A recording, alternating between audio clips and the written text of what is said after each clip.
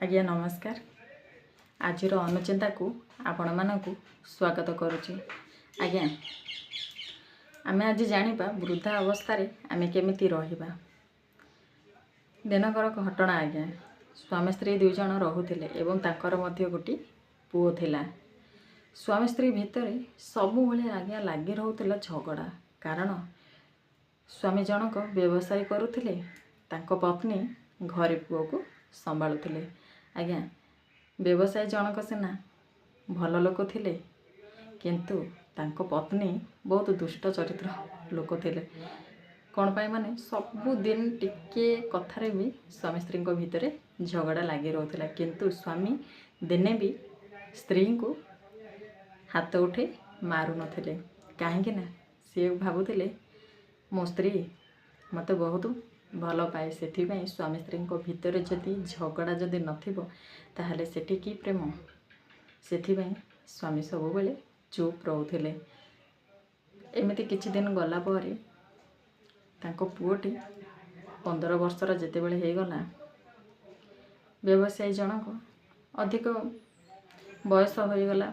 व्यवसायी जनक भाविले कि मो पुओ को भी शिखई देवी मोर व्यवसाय, आ सी भी भल व्यवसाय करिवो। एमती पुओ को शिखेले, पुओ भी भल व्यवसाय करिला। पुओ भी सुना व्यवसाय रे आहुरी आगो उन्नति करुथिला।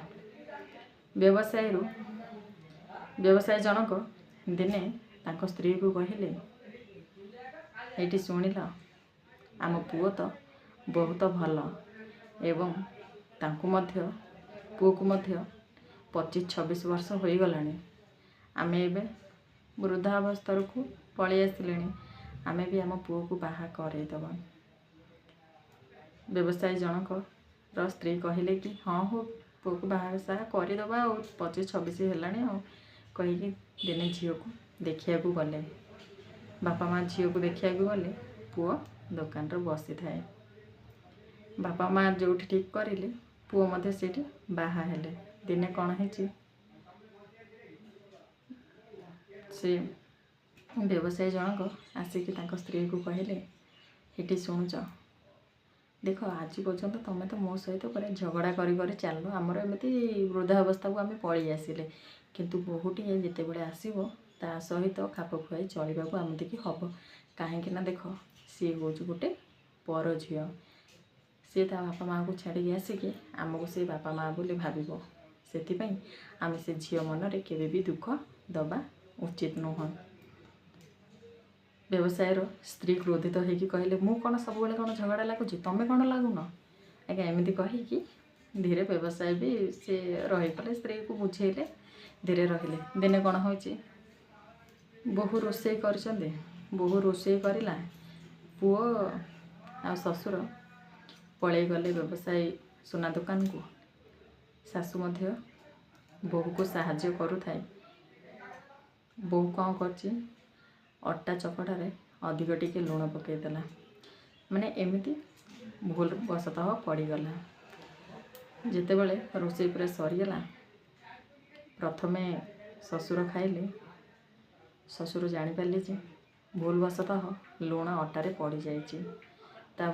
पुओ जितेबले खाइला, सी भी जानिला भूल वशतः ना जाणिकी पकईची। से ता बापा को कहला, बापा देख तुम बहु आज केमी आमको लुणिया रुटी करके देछि। बापा कहले, अरे ना सेमिति नुह, किछि तो कथा भावना। स्त्री हूँ सबुठारु मूल्य।